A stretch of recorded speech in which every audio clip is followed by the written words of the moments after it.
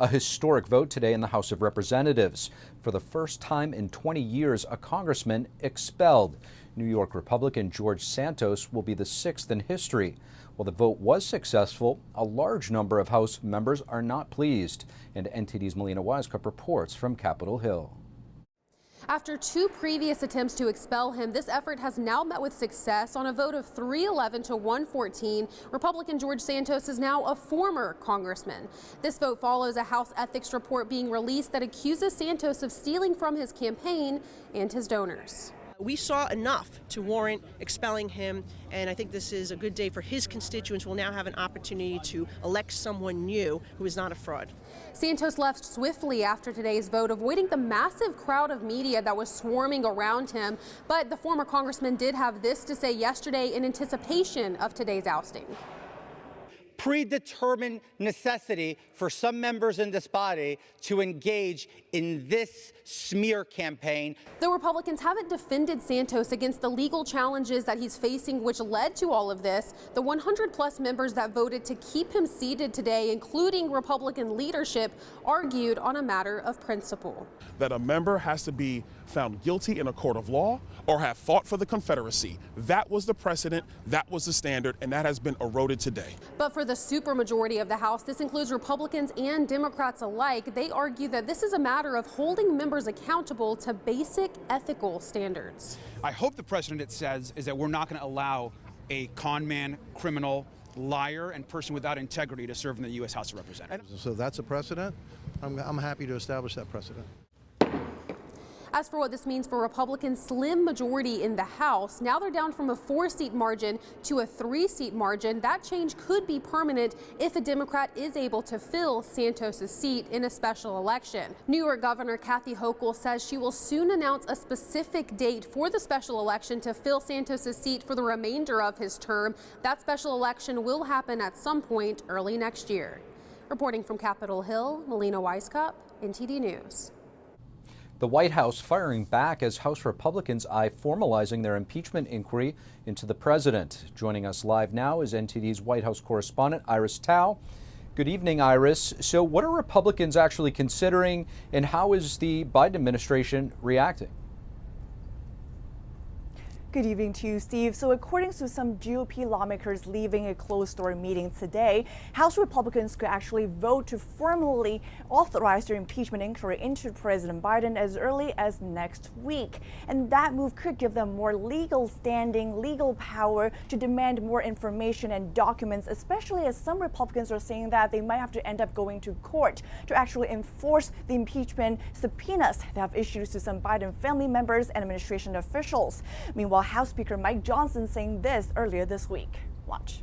That impeachment may be the heaviest power that Congress holds.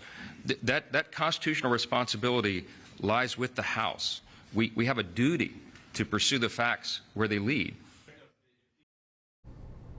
And according to Republican Congressman Tom Emmer, the White House has told Republicans that it would not honor the subpoenas that were issued without a formal floor vote. And the White House today further hitting back through a new memo saying that House Republicans have failed to turn up any evidence, adding that the White House has not been stonewalling Republicans' inquiry efforts. Meanwhile, some Democratic lawmakers are also echoing that message, with Democratic Congressman Jamie Raskin telling NTD this today about Republicans' efforts. Watch. Alleging some shadowy, sinister family conspiracy. They have produced no evidence for it, no proof for it. And the White House says that Republicans already have access to thousands of pages of records as well as hours of witness testimony. Meanwhile, a formal vote to authorize the impeachment inquiry could give Republicans more power to wrangle any remaining documents that they might seek. Steve. So, Iris, surely a lot to watch there in the coming weeks on this impeachment inquiry. Let's switch topics, though. Israel today resuming its fighting against Hamas after a weeks-long truce expiring. How is the Biden administration reacting to those? So Secretary of State Antony Blinken today emphasizing that even as Israel resumes fighting against Hamas, it is still taking steps to protect civilians. And Blinken also says that the pause in fighting has to end because of Hamas. Watch. It came to an end because of Hamas. Hamas reneged on commitments it made, in fact, even before the pause came to an end. It committed an atrocious terrorist attack in Jerusalem, killing 3 people, wounding others, including Americans.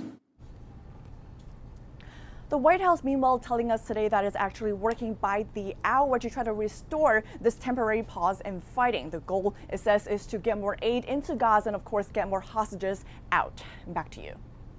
NTD's Iris Tao reporting live from the White House. Thank you, Iris. China using information and propaganda to infiltrate the minds of Americans. House lawmakers are now investigating the CCP's strategies using information warfare, the key tool in their hybrid war to subvert free societies.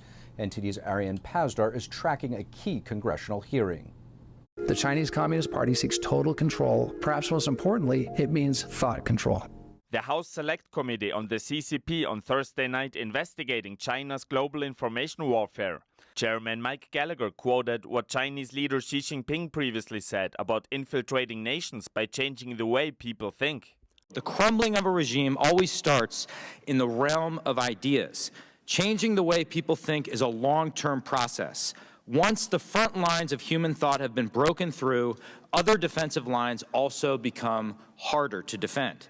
The realm of ideas, according to the document, is a smokeless battlefield. One way the CCP is infiltrating the minds of Americans is TikTok.